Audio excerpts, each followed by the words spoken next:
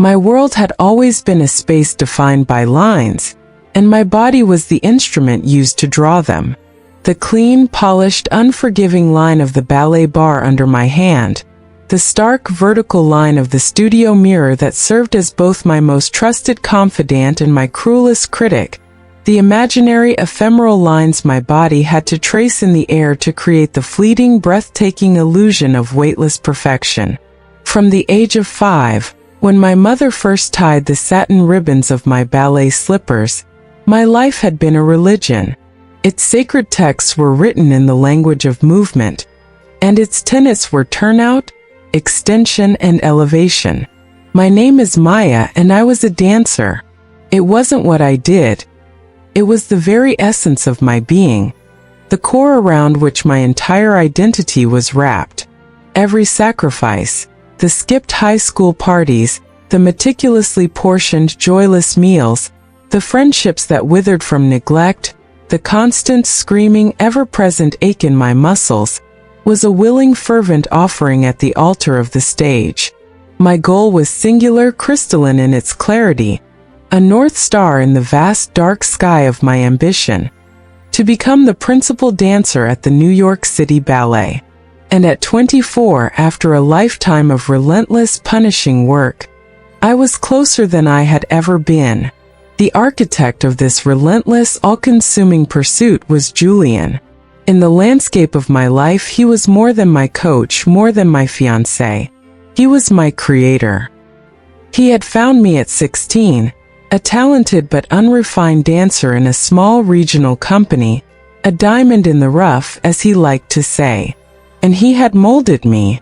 With the obsessive precision of a master sculptor, he chiseled away my weaknesses, polished my strengths, and instilled in me a hunger for perfection that bordered on a ravenous, self-destructive obsession. His love was as demanding, as exacting, and as total as his coaching. He didn't love me in the soft, comfortable way I saw in movies. He loved my discipline. He loved my ambition.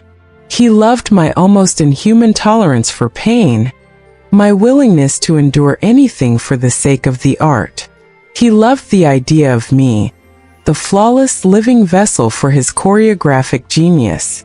Our lives were completely, inextricably intertwined, a suffocating, exhilarating pas de deux of ambition, and what I had convinced myself was love.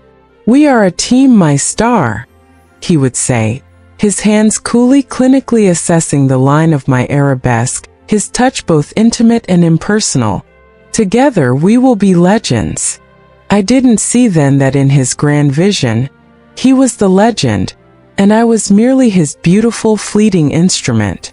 The new season was set to open with a contemporary ballet he had choreographed specifically for me, a piece he had titled Icarus Ascending. It was his masterpiece, he claimed, the revolutionary work that would finally, indisputably, secure my promotion to principal dancer. It was also brutally, terrifyingly difficult.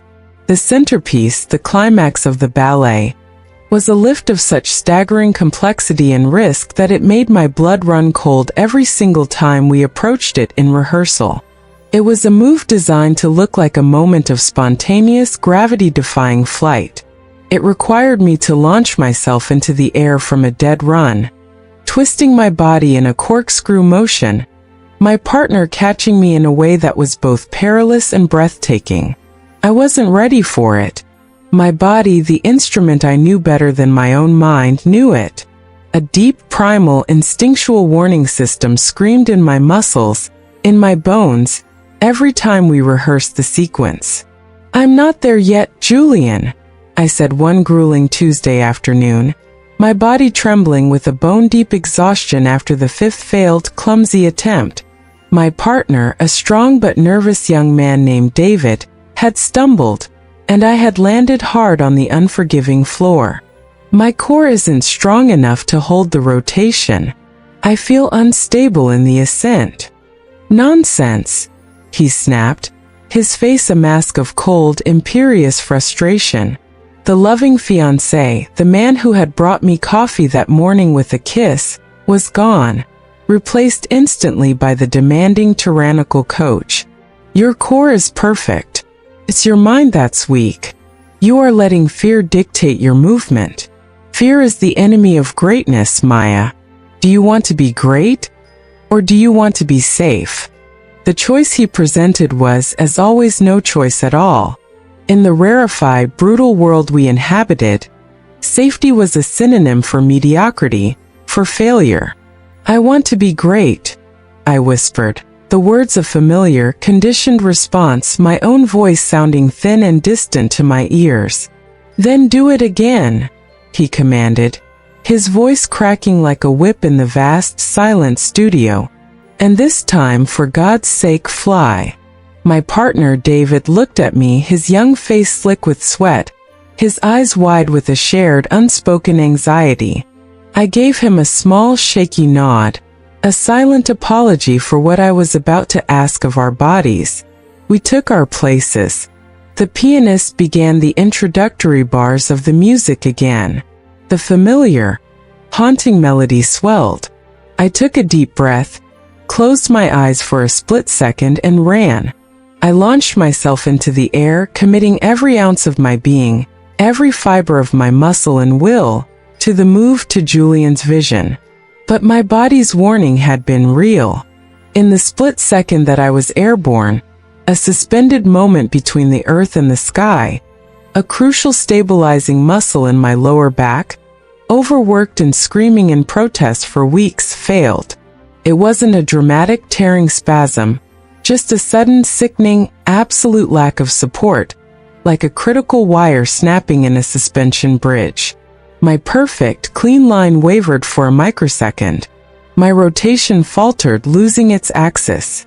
David, caught completely off guard by the slight, catastrophic shift in my trajectory, reached for me, his strong hands closing on empty air, a fraction of a second too late. I fell. It wasn't a long fall, no more than a few feet, but it was a bad one. A twisting, uncontrolled descent. I landed on my back, the base of my spine hitting the unforgiving, polished floor with a sickening final crack that seemed to echo in the vast silence of the studio. The first thing I felt was a blinding, white-hot electric explosion of pain that shot up my spine and into my skull. The second thing I felt, an instant later, was nothing at all. From my waist down there was just a void. A terrifying, silent, empty space where my legs, my powerful, expressive, articulate legs, should have been. I lay on the floor, the world a blurry, distant, meaningless haze. I could hear people shouting my name, but their voices were muffled, distorted, as if coming from the other side of a thick glass wall. I tried to push myself up, a dancer's instinct, but my arms wouldn't obey my commands. I was a puppet with its strings cut. I looked for Julian, my eyes frantically searching the blurry landscape for my anchor, my creator. He was standing a few feet away, not looking at me, but at the empty space on the stage where his masterpiece was supposed to have happened. His hands were clenched into tight white fists at his sides, his handsome face a mask of pure, undiluted fury. And then he screamed, a raw, guttural sound of agony that had nothing to do with my well-being. A sound of pure, selfish loss. "You ruined it!" he roared, his voice echoing in the suddenly deathly silent studio. "You ruined everything." He didn't come to my side. He didn't kneel on the floor and take my hand. He didn't even look at me again. He just turned, his back to my broken, useless body, and stormed out of the studio, a king abandoning his shattered kingdom. He abandoned me there, in the wreckage of his ambition. The days that followed were a disorienting, terrifying blur of sterile white rooms, the relentless, rhythmic beeping of machines that tethered me to life, and the hushed, sympathetic voices of doctors and nurses who moved around me with a gentle, sorrowful efficiency. I was a prisoner in a body that was no longer my own, a foreign country where I no longer spoke the language. The diagnosis, when it finally came, was delivered with a kind but clinical finality that felt like a death sentence. a severe spinal cord injury at the T10 vertebra. The doctor, a woman with tired, compassionate eyes and the weary patience of someone who had delivered too much bad news, sat on the edge of my bed. The fall caused a complete transaction of the spinal cord, Maya, she said, her voice gentle but unwavering, leaving no room for the false hope I so desperately craved. The nerves were completely severed. I'm so sorry, but the damage is irreversible. You will spend the rest of your life in a wheelchair. You will never walk again. She paused, letting the brutal, impossible words sink into the silent room. Let alone dance. Her words were the first no. The first of the 3 brutal, life-altering blows that would systematically dismantle the life I had so painstakingly, so sacrificially built. I didn't cry. I didn't scream. I just stared at the white, unforgiving acoustic tiles of the ceiling, a silent, primal scream trapped in my chest, a scream so loud it felt like it would shatter my bones. My life was over. The beautiful, demanding, perfect lines that had defined my world had been irrevocably erased. The second no arrived a week later, in a crisp, cream-colored envelope delivered by a hospital volunteer. It was a formal, chillingly cold letter from the board of the New York City Ballet, the institution I had worshipped, the family for which I had sacrificed my childhood, my body, my entire being. It spoke of their deepest regrets and their sincerest best wishes for my recovery. And then, in sterile, legalistic language that felt like a slap in the face, it informed me that my contract was being terminated, effective immediately, due to medical inability to perform contractual duties. Tucked inside the envelope was a check for my final month's salary, a pittance, an insult.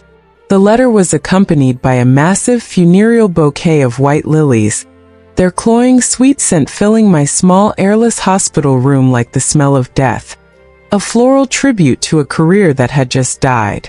The third and final no, the one that shattered what little was left of my heart, came from Julian. He had visited only once since the accident, a brief, excruciatingly awkward appearance where he stood by the door, his eyes unable to meet mine, flitting instead to the sleek metallic wheelchair that now sat, a silent, gleaming monster beside my bed. He had spoken vaguely of needing space to process what had happened, his words all about his own shock, his own disappointment. Then, a few days after the letter from the company, a small square box arrived by courier. Inside, nestled on a bed of black velvet, was the antique diamond engagement ring he had given me just 6 months earlier. It was returned without a note. He called later that evening. His voice was cold, distant, completely stripped of all the passionate, possessive adoration he had once professed. It was the voice of a man closing a business deal. "Maya," he said, and the sound of my name in his mouth was a foreign, painful thing. "I think we both know this can't work anymore. My life, my passion, my entire world. It's all about movement, about the stage. I need a partner who can share that life with me. I was your partner," I whispered, my voice a broken, reedy thing. "You were," he said, and the cold, final past tense of that single word was like a knife twisting in my heart. "I'm sorry, Maya. I truly am. But I have to move on. It's better for both of us." I found out a week later from a pitying text from a former colleague that he was already coaching a new, younger, up-and-coming dancer from the Corps de Ballet. My replacement. He hadn't just abandoned me. He had erased and replaced me. The months that followed my release from the hospital were a descent into a deep, dark, soundless place. My physical rehabilitation was a grueling, frustrating, humiliating daily battle, a process of learning to navigate a world that was suddenly, violently, not designed for a body like mine. Every curb was a mountain, every staircase a fortress wall, every crowded sidewalk a battlefield. But the emotional and psychological pain was far worse. I was a ghost haunting the edges of my own life. A dancer who couldn't dance. A fiancé who had been discarded. A woman who had been deemed broken and useless by everyone and everything she had ever loved. The mirror, once my most trusted tool for self-correction and refinement, was now my enemy, reflecting back a stranger, a broken thing, half a person sitting in a chair. I saw no reason to continue. The silence in my small, stark, accessible apartment was as heavy, as suffocating, and as final as the silence in my own legs. My turning point, my ascent from the abyss, didn't come with a flash of divine inspiration or a sudden cinematic surge of strength. It came with the bored, frustrated, and profoundly human sigh of a 7-year-old child. My physical therapist, a relentlessly cheerful woman named Maria, had insisted I get out of my apartment, forcing me to volunteer at a local community center, a thinly veiled attempt to prevent me from completely succumbing to my depression. I was assigned to the after-school program for children with disabilities. It was a chaotic, noisy, brightly lit room filled with kids in brightly colored wheelchairs, kids with walkers and leg braces, kids with challenges I couldn't even name. And I hated it. Their struggles, their limitations, their constant, frustrating battles with their own bodies were a constant, painful mirror of my own. One afternoon, a little girl named Lily, who had a severe form of cerebral palsy that left her with little control over her limbs, was sitting in her power wheelchair, her head propped up by a support. She was watching a group of able-bodied children in the next room taking a loud, boisterous hip-hop class. Her small body was tensed with a longing so profound, so palpable, it was a physical presence in the room. She let out a long, frustrated sigh, a sound of weary resignation that no 7-year-old should ever have to know. "I wish I could do that," she whispered, her voice a small, sad puff of air. And in that moment, something inside me, something that had been dormant and frozen and dead for months, finally, painfully broke. I saw myself in her. I saw the same fire, the same desperate, unfulfilled, burning need to move, to express, to connect with the music.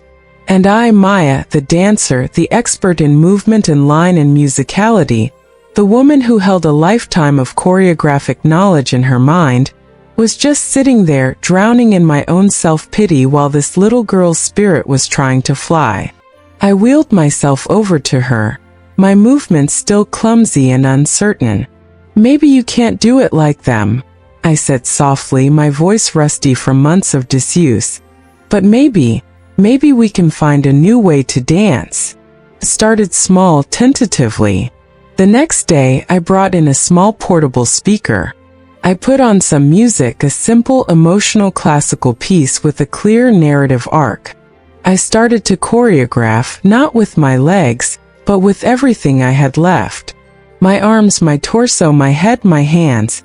I taught Lily how to tell a story with the delicate, deliberate turn of her wrist, how to express joy with the sharp, upward lift of her chin, how to show sorrow with the slow, graceful curve of her spine. I drew on my deep, encyclopedic, and until now useless knowledge of movement, of musicality, of the emotional language of the human body. And I realized, with a jolt of electrifying, world-altering clarity, that the chair was not a prison. It was a new kind of stage. It had its own rules, its own physics, its own unique and powerful vocabulary of movement, its own potential for a new and breathtaking kind of grace. Word spread through the small, insulated world of the community center. Other children in wheelchairs, who had been resigned to sitting on the sidelines, joined us. Then, a few adults who had heard about our strange little class started to show up. A former modern dancer who had lost a leg in a car accident. A young man with multiple sclerosis who had always dreamed of dancing. Our group grew. We found a small, unused dance studio in the dusty basement of the center, a room with a cracked mirror and a splintered floor, and it became our sanctuary. I began to create, a torrent of ideas and movements pouring out of me, a creative dam bursting after a long dry season of grief. My choreography was nothing like ballet. Nothing like anything I had ever been taught or had ever seen before. It was new, it was raw, it was revolutionary. It incorporated the chairs themselves, their powerful spins, their silent, poetic glides, their sudden percussive stops. It was a dance of strength, of defiance, of a fierce and fragile beauty that was born not in spite of the chair, but because of it. We needed a name. And one day, watching my dancers move across the floor, their faces alive with a joy and a freedom I had thought was lost to them forever, the name came to me. We were unbound. We started performing, at first for small, supportive community events, then for local arts festivals. Our dance was raw, emotional, and intensely powerful. People were moved. They had never seen anything like it. One night, a local news blogger, a young woman with a passion for untold stories, filmed one of our performances on her phone and posted it online with the simple caption, "This is what courage looks like." The video, a 3-minute piece I had choreographed about the experience of falling and the slow, defiant, painful act of rising again, went viral. The world, which had so thoroughly, so cruelly discarded me, suddenly came calling. My phone, which had been silent for so long, began to ring off the hook. We were flooded with interview requests from national news outlets, with invitations to perform all over the country, then all over the world. I became a world-renowned choreographer, a powerful, sought-after, and sometimes controversial advocate for adaptive arts. I was no longer Maya, the broken dancer. I was Maya, the visionary, the creator. I had found a new stage, a bigger purpose, a new way to fly. The ultimate poetic culmination of my strange, painful, and beautiful journey came in the form of an invitation, embossed on heavy, cream-colored cardstock.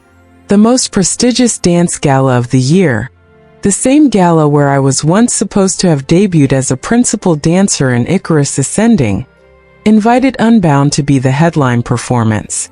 I knew with a cold, calm certainty that Julian would be there. His new star, the young woman who had replaced me in his life and on the stage, was also on the program. She would be dancing the very same ballet he had created for me, the one that had broken me. The night of the gala, the air backstage at the Grand Opera House was thick with the familiar, intoxicating scent of rosin, sweat, and anticipation.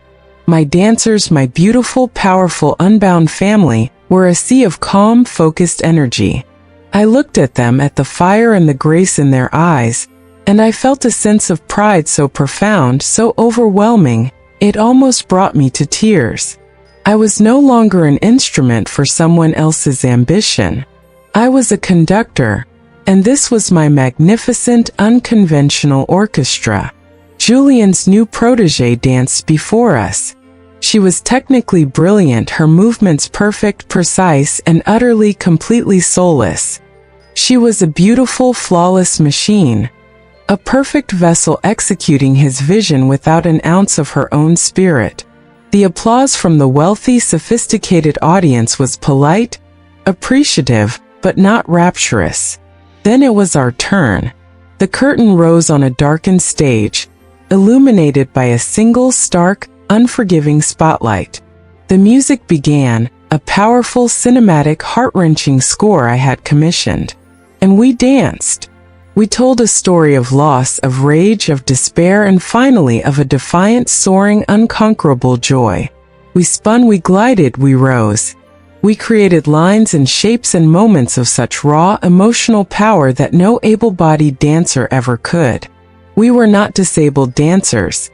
We were simply dancers, telling a universal human story of brokenness and resilience in a new and breathtaking language. When the final haunting note of the music faded, there was a moment of absolute, stunned, pin-drop silence. And then the theater erupted.